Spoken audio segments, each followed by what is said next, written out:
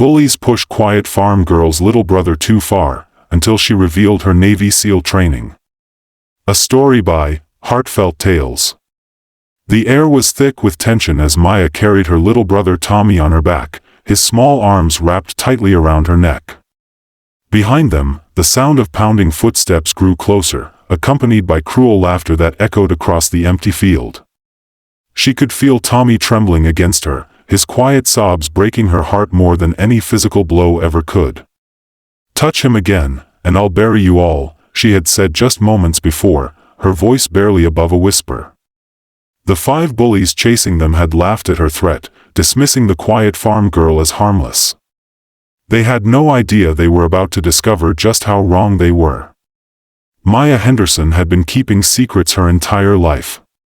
To the small farming community of Millbrook, she was just another quiet teenager who helped her grandmother with chores and looked after her 8-year-old brother Tommy. What they didn't know was that Maya had spent the last 4 years training in one of the most elite military programs in the world.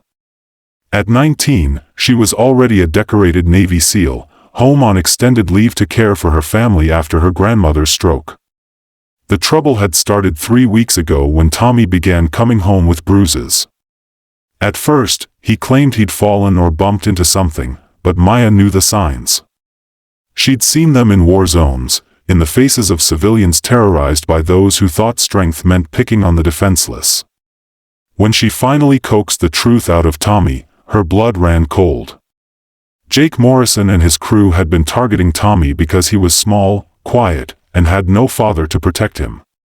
They'd taken his lunch money, pushed him around, and yesterday had gone too far by shoving him so hard he'd scraped his knees raw on the gravel playground. Maya had spent the entire night planning her response, knowing she had to be careful.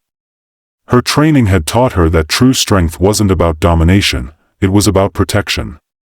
This morning, she'd walked Tommy to school as usual, but instead of leaving, she'd waited. She watched from a distance as Jake and his 4 friends surrounded her brother during recess, forming a circle like wolves around their prey. When Jake shoved Tommy to the ground and the other kids laughed, something inside Maya snapped. Not her training, not her discipline, those remained perfectly intact. What snapped was her patience. She'd approached them calmly, her voice steady as she asked them to leave Tommy alone. The boys, all around 16 and thinking themselves tough, had turned their attention to her instead. Jake, the ringleader with his bleached hair and cruel smile, had looked her up and down dismissively. "What's the little farm girl gonna do?" he'd sneered.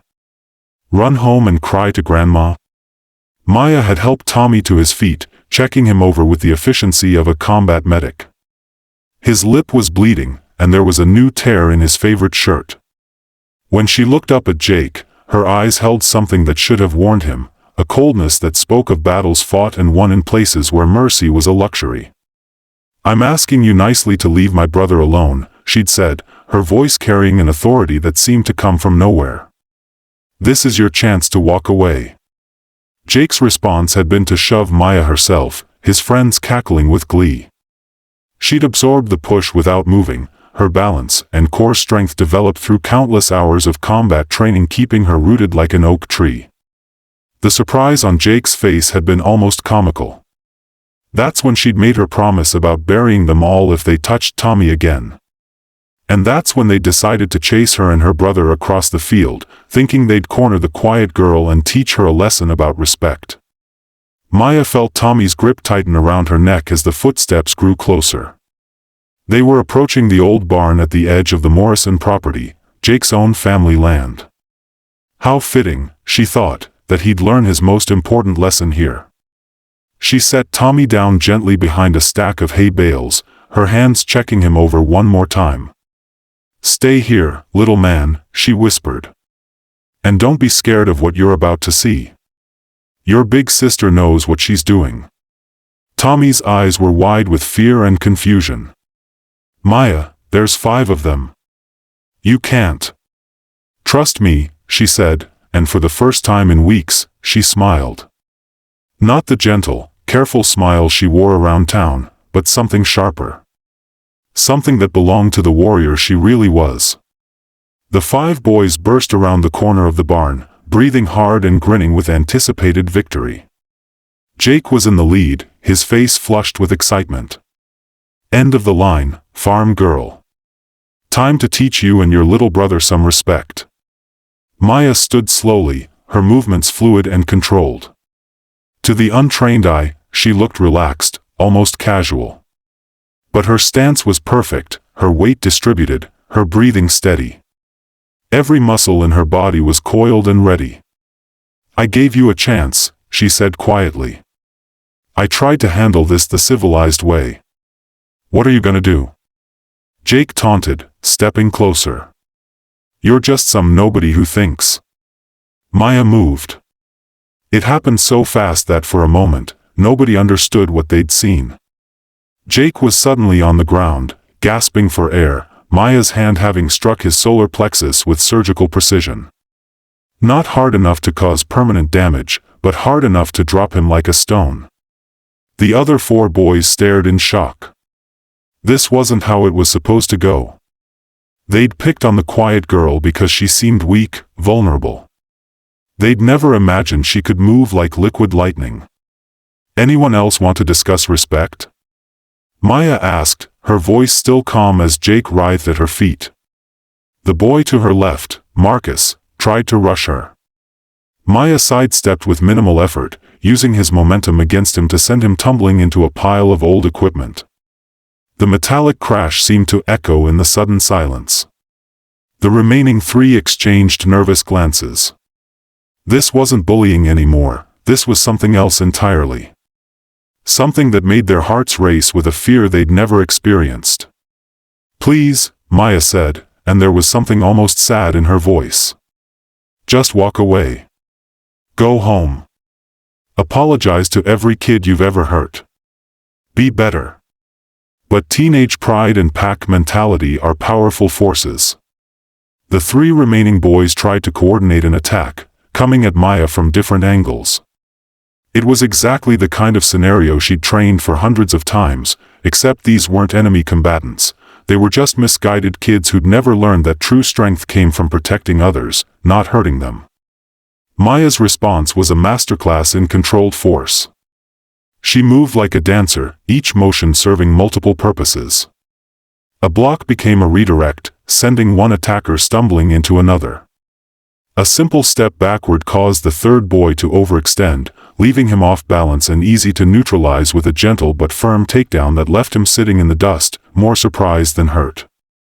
In less than 30 seconds, all 5 bullies were on the ground. None of them seriously injured, but all of them thoroughly humbled. Maya stood over them, not breathing hard, not even looking particularly interested in what had just happened. Jake struggled to his feet, his face red with embarrassment and rage. You think you're so tough? My dad's gonna hear about this. You're gonna pay for. Your dad's gonna hear the truth, Maya interrupted, and her voice carried a weight that made even Jake fall silent. He's gonna hear that his son has been terrorizing an 8-year-old boy. That he's been taking lunch money from kids half his size. That he's been using his size and his friends to hurt people who can't fight back. She stepped closer to Jake, and he instinctively backed away. There was something in her eyes now that spoke of places he couldn't imagine, of things he'd never understand. You want to know who I really am? Maya asked quietly. I'm Petty Officer 2nd Class Maya Henderson, United States Navy SEALs. I've served 3 tours in places where real courage means standing between innocent people and those who would hurt them. I came home to take care of my family, and I've been trying really hard to be just a normal girl in a normal town. The boys stared at her in shock. Jake's mouth hung open. But you made a mistake, Maya continued. You hurt my little brother. You made him afraid to go to school. You took away his smile. Her voice grew softer, more dangerous. That's not something I can ignore. She looked at each of them in turn. Here's what's going to happen. You're going to apologize to Tommy. You're going to return every penny you've taken from him and every other kid you've bullied. You're going to make sure that every child in this school feels safe. Jake started to protest, but Maya held up a hand. I'm not finished. You're also going to learn what real strength looks like. Starting Monday, you're all going to help out at the community center, reading to the younger kids, helping with homework, showing them that big kids can be protectors instead of predators. You can't make us, Marcus started to say. Maya's smile was patient but terrifying. Can't I? Would you like to test that theory? From behind the hay bales, Tommy emerged slowly. His eyes were wide with amazement as he looked at his sister. Maya? You're really a Navy SEAL? Maya's expression softened completely as she knelt down to Tommy's level. The warrior disappeared, replaced by the gentle big sister he knew and loved. I am, little man. And do you know what that means? Tommy shook his head. It means I made a promise to protect people who can't protect themselves. It means I swore an oath to stand up for what's right, even when it's hard. And it means that nobody is ever going to hurt you while I'm around. She pulled him into a hug, and Tommy wrapped his arms around her neck tightly. Over his shoulder, Maya looked at the 5 bullies, who were slowly picking themselves up and dusting off their clothes. The offer stands, she said to them.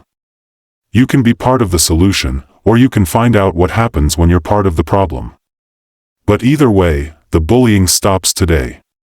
Jake looked around at his friends, seeing his own uncertainty reflected in their faces. Everything they thought they knew about strength and power had just been turned upside down by a girl who looked like she belonged on a farm, not a battlefield. We didn't know, he said finally, his voice small. Now you do, Maya replied. The question is, what are you going to do with that knowledge? Over the following weeks, something remarkable happened in Millbrook. Jake and his friends, shaken by their encounter with Maya, began to change. They started with awkward apologies to Tommy and the other kids they'd bullied.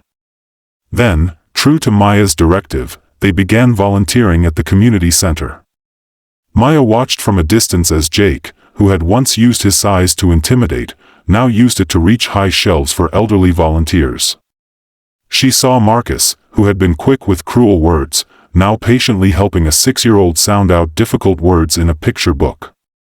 Tommy blossomed in ways Maya hadn't seen since before their parents died. His smile returned, brighter than ever. He walked taller, spoke up in class, and even made friends with some of the older kids who had once avoided him out of fear. But the most profound change was in Maya herself. She had spent so long hiding who she was, afraid that her military training made her too dangerous for civilian life. She'd been worried that people would see her differently, treat her like a weapon instead of a person. Instead, she discovered that her community embraced her completely. Parents thanked her for protecting their children. The school principal asked if she'd consider teaching a self-defense class for the kids who wanted to learn how to stand up for themselves and others. One evening, as Maya and Tommy sat on their porch watching the sunset, Tommy leaned against her shoulder. Maya, he said quietly. Yeah, little man. I'm proud that you're my sister. Not because you're tough, but because you're kind. You could have really hurt those boys, but you didn't. You helped them become better instead. Maya felt tears prick at her eyes. In all her military training, through all the commendations and achievements, nobody had ever given her a compliment that meant more. You know what the most important thing I learned in the Navy was? She asked Tommy. What? That real strength isn't about how hard you can hit or how tough you are. Real strength is about choosing to lift people up instead of tearing them down. It's about using whatever gifts you have to make the world a little bit safer, a little bit kinder. Tommy nodded seriously, processing this wisdom with the gravity that children bring to important truths. So when I grow up, he said, I want to be strong like you. Maya smiled, pulling her little brother closer. You already are, Tommy. You already are. In the distance, she could see Jake and his friends walking home from the community center, laughing together as they carried art supplies for tomorrow's children's program. They'd learned the same lesson Maya had discovered long ago in a different kind of training ground, that true victory isn't about defeating your enemies, but about turning them into allies. And in the quiet farming town of Millbrook, 5 former bullies had become protectors. A little boy had found his confidence, and a warrior had discovered that the greatest battles are often won not with force, but with the courage to show others a better way to be strong. The silent guardian had taught them all that sometimes the most powerful weapon is simply choosing to be kind.